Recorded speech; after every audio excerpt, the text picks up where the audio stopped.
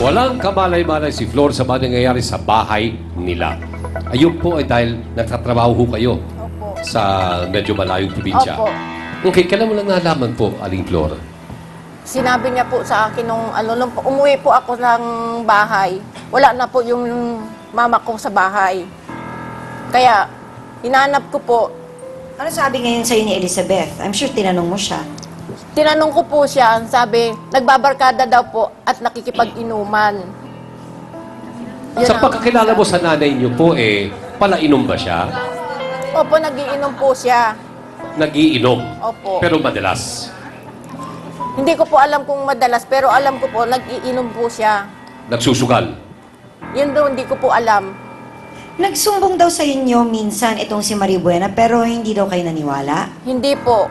Hindi po ako naniniwala kasi pag umuwi po ako, parang family bonding po kami, masaya, magluluto po ako, kakain po kami sabay-sabay, kasama yung mga apo ko. Kaya wala po akong nakikitang kakaiba sa kanila hanggang sa umalis ako. So pag-uwi nyo, walang tensyon, walang away, parang masaya lahat, gano'n? Opo, wala po, hindi po sila nagpapakita ng ano sa akin kasi pag umuwi po ako, magdadala lang po ako ng yung sweldo ko po, inaano ko po, nilalaan ko po pambayad ng kuryente, ng Kayo tubig. babayad ng kuryente at saka tubig? Opo, Hindi rin sila. hindi po. Ba't hindi kayo nagbibigay sa Sa bahay? pagkain po, ayun Kayo po naman talaga, ang in charge opo. sa pagkain. Si mama naman po kasi nagsabi siya magbabayad sa kuryente tsaka po sa tubig. Inaabot niya po yung pambayad kay Lola. Hindi naman po sa amin, kay Lola niya po inaabot. Si Lola pong binibili na niya magbayad ng kuryente at tubig. Minsan Yung pagkain na binibili nyo, kasama din si Lola doon? Opo, kasama po dun si Lola. Bakit sabi ni Maribuena kanina, sabi ni Lola, hindi nyo raw siya binibigyan? Iba pa nung aga-aga po nila pa, dun Kahit nga 5 piso pag biling tinapay, ayaw kumain sa matanda. bahay kasi inuuna Hindi yung pala baraha. sa bahay namin. Obligasyon ka pakain ni Lola ko Naniniwala ka aga-aga masyado dun sa sinusundo matanda. Lola ko sa bahay para lang magsugal. Wala pa yung almusal, minsan ginigising mo pa nga. Ngayon, at lalaman niyo po na ipinalayas ang nanay ninyo, ano po ang iyong naramdaman? Ano po, anong kasalanan ng mama ko na gaganunin nila? Wala po silang karapatang saktan yung mama ko. Doc, Respeto, matanda na eh. bakit po kaya ang umabot sa ganitong relasyon ng maglola? Parang walang respeto. Bakit po ganito? Mura po nila palagi. Unang-una, ang alam ko, di ba itong si Elizabeth, ang talagang nag-aruga sa kanya nung yung nanay niyo, di ba, Aling Flor? Opo. So, parang may mga pagkakataon kasi na kumisan ang mga lola nag-i-spoil. And it comes to a point na ang mga apo nagiging bratty. Ang problema, kung yung ganong klaseng perspektibo ang ipinapakita dito ni Elizabeth, sana nagantihan mo din ng kabutihan yung lola mo. Kasi, di ba, naging magparaya ang lola eh. Yung mga ganito, kahit na sabihin nyo nagsasalita na magagalitin or umiinom pa yung matanda, wala kayong karapatan na maging disrespectful. Yun ang dapat nyong tandaan. Okay, thank you, Doktora. Attorney Ben, dito bang tungkol kay Christopher at kay Elizabeth, meron pa silang nilalabag na batas sa ginawang pagpapalayas kay Lola sa sarili niyang bahay? Yung pananakit, pagpapalayas sa isang matanda sa kanyang sariling tahanan, maring mauwi ito sa cruelty, maltreatment. At merong special na batas tungkol dyan ngayon. Kung halimbawa ang isang may edad na ay hindi na niya kakayanan na pangalagaan ang kanyang sarili, ay merong dinipini ang batas na person with disability.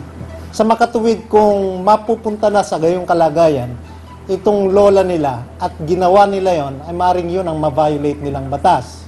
Maliban dun sa common crime, katulad nung nabanggit niya kanina na pag-amin na sinunog yung kanyang mga damit, yung kanyang mga ari-ariang personal, abay destruction of personal property yan, or specifically yung malicious mischief. Yun ang nalabag nitong si Christopher. Maliban pa rin sa maaaring physical injuries na magawa nila, at yan ay paglabag din ng ating Kodigo Penal.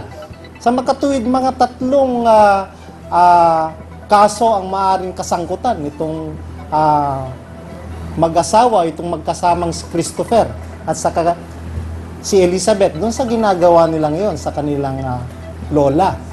Salamat po, attorney, no? Base sa aming research, Aling Flor, dalaga pa raw kayo hanggang ngayon. Opo.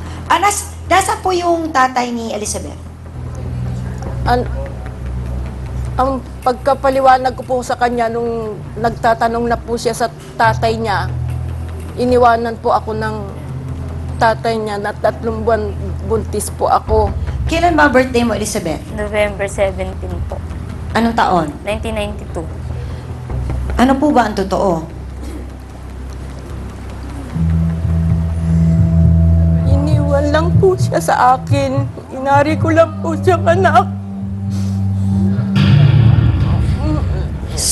Ang sinasabi niyo po, may nag-iwan lang kay Elizabeth nung sanggol pa siya sa inyo? Opo. Ano po nangyari? Nasa pwesto po ako, meron pong dumating na babae. Dala-dala po yung sanggol. Sabi po sa akin, umuulan po noon. Miss, pwede iwan ko lang sa iyo yung baby ko kasi umuulan. May pupuntahan lang ako sa gawi doon. Sandali lang, babalikan ko rin siya. Sa awa ko naman po kasi mababasa, maliit po siya.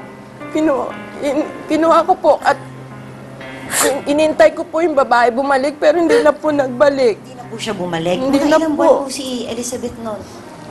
Ang karkula ko po mag-3 buwan na po siya. Anong araw po yun? Kailan po nangyari yun? Kung ano po yung birthday na binigay ko po sa kanya, yun na po yun. November 17, 1992. So yung sinasabi niyang birthday niya, yun yung araw na iniwan siya sa Opo. inyo? Yun na po yun. Elizabeth,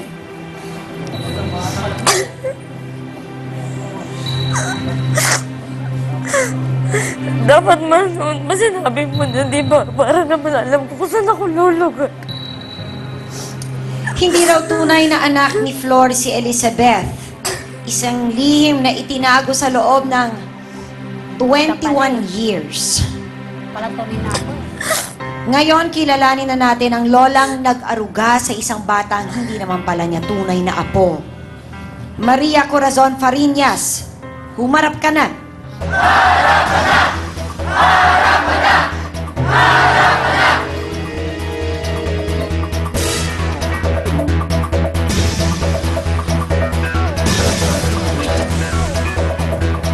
Lola, kailan po kayo pinalayas ni na Elizabeth at Christopher? Isang buwan na.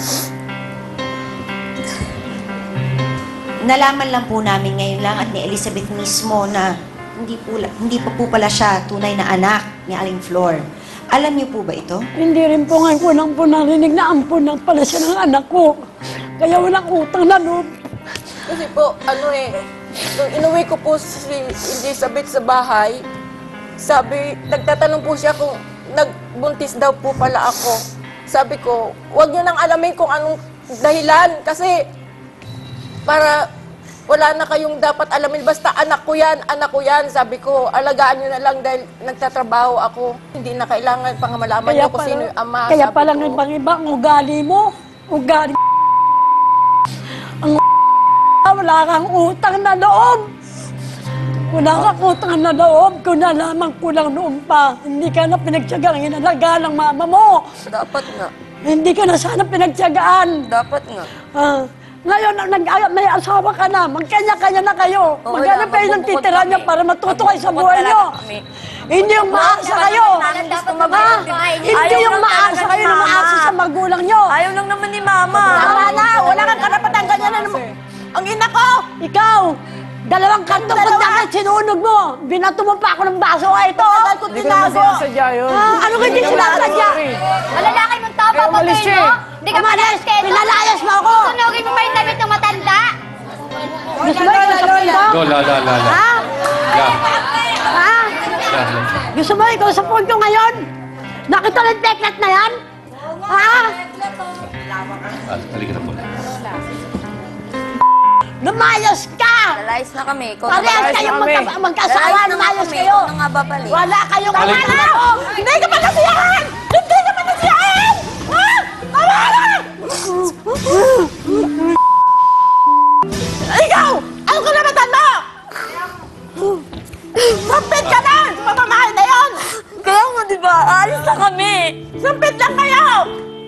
Aling Flo, Kulang pa ang ginawa ko! Hindi ako nag-asawa dahil sa iyo! Dahil mali ang pamilya namin! Pag-aalaga mo. Inari kita! Tunay kong anak! Nilihim ko sa magulang ko! Namasukan at nagmasukan ng magulang mo, ganyan pa inaasan mo. Uuwi ako, dala-dala ko ang gatas ng pagkain ng anak nyo para tulong sa inyo dahil hirap ang buhay, dahil construction worker lang ang asawa mo! Sa loob ng 21 years, inalagaan, inaruga, pinalaki at minahal ni Lola Corazon ang kanyang apong si Elizabeth. Kahit hindi niya ito kaano-ano. Pero binaliwala yon lahat ni Elizabeth bilang hindi rin naman niya alam.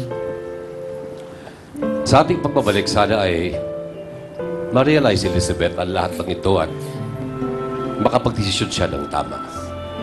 Samantala, ito na si Tintin para sa isa na namang kwento ng pagbabago. Ito po ang Happy Change. Happy morning mga kapatid. Ngayong umaga, malalaman natin ang kalagayan ni John Paul Tabil na matapos ang 23 taon ay muling niyakap at kinilala ang tunay niyang ina. Maribel, eto na. Panganay mo. Tawarin mo ko, anak. Itinago kita. Gusto mo ba magkaroon ng relasyon sa iyong anak? Gusto mo ba ang ipagpatuloy at maging mas close pa sa nanay mo? Opo. It's a start. It's a good change. It's a happy change. Matapos humarap ni John Paulo sa ating programa, dalawang nanay ang nangakong magmamahal at magpapatnubay sa kanya. Masayang malaking magbabago sa buhay ko ngayon dahil nga po nga makumpleto na po ako at masaya na po at magkasama po kami ng magulang ko. Masaya ako dahil binibisita ako ni Paulo na tuwing wala siyang pasok at saka masaya din akong gano'n na nakikita ko rin siya ulit. Samantala, bukod sa pagbabagong naganap kina John, may pahabol pang magandang balita kay Aling Maribel. Naging maganda na yung takbo ng buhay nila simula nang bumalik si Kedon dahil hinanap ko siya. Realize ko na rin si John Paul. Wala nang po siyang binawang masama. Tanggap ko na po siyang lubusan. Parang tunay lang silang mag-ama. Minsan nagbabanding sila mula nung dumating yung asawa ko.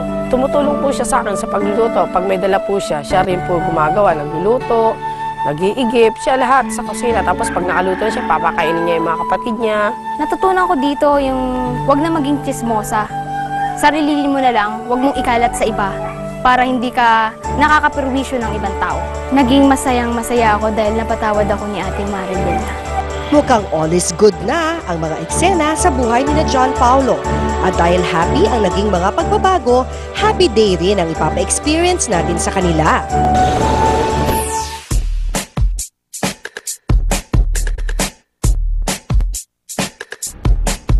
Kumusta na? Kumusta na kayong pamilya? Ito po tayo sa Pure Gold at tutulog po sila na tayo ay lalong pasiyahin. Ito po si Ma'am Dang, yan, at magbibigay po siya sa inyo ng, ito na, yung mechanics sa ating Hakot All You Can. No, Dang? Ikaw na nga magsabi sa kanila, Dang. Kayo ay bibigyan ng 1 minute para mag-shopping all you can. Yeah! Ready na kayo? Okay, ready na sila. 2, 3, shopping all you can. Ayun na! Yung malalaki! Yung malalaki! Dali! Punta kayo! Saan na? Yung malaki! Yung malaki! Ano yun? Oh, dali! Don! Kape! Kape! Kape! Matapos ang bonggang hakot mula sa Pure Gold, meron regalo sa inyo ang ating sponsor ng Happy Change, ang Breeze with Active Bleach. Ang kasama nyo sa paglalaba, tanggal ang mansya sa isang labas. Sige sa mansya. Yan po. Yan pa. At bago sila umuwi, mother and son date muna ang pagsasaluhan nila. Yay! Ayan. Ma, maraming salamat. Tapos ma, thank you. Thank you. Yung pag-aalaga sa akin. Ginawa ko lang yun para kasi yun ang dapat. Ma, thank you. Masaya ako. Nagkasama tayo maghapon. Kumain tayo rito, sama-sama tayo. Tapos ba, at di mo turing na anak, maraming salamat na tinanggap mo ako. As, gagawin ko lahat yung sinabi mo sa akin. Hindi ako papasabay. Andang salamat sa ginawa mong pag-aruga sa anak ko, hindi mo siya tinuring na iba. Sa tagal na ginawa ko na pag-iwan sa kanya sa'yo, minahal mo siya bilang anak. Salamat. Babawi talaga ako ngayon. Ngayon ko babawi ng noon na nawala. Sa ngayon, pwede na. Ngayon ko pa rin talaga yon.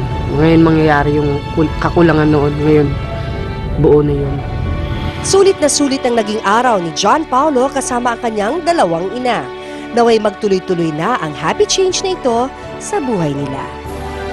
Sama-sama nating tunghayan sa susunod na Biyernes ang isa na namang kwento ng maligayang pagbabago. Sa ngalan po ng Face the People, ako po si Tintin Babaw, laging happy tumulong para sa happy change. Kung hindi mo kayang magpasalamat sa klase ng buhay ang meron ka ngayon, magpasalamat ka sa klase ng buhay iyong natakasan. Dahil kung hindi si Aling Flor ang umampun sa'yo, nasa ka na kaya ngayon?